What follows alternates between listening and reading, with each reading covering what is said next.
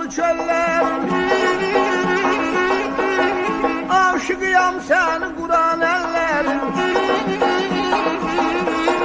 Ne hoş geçir günün ayın illerin.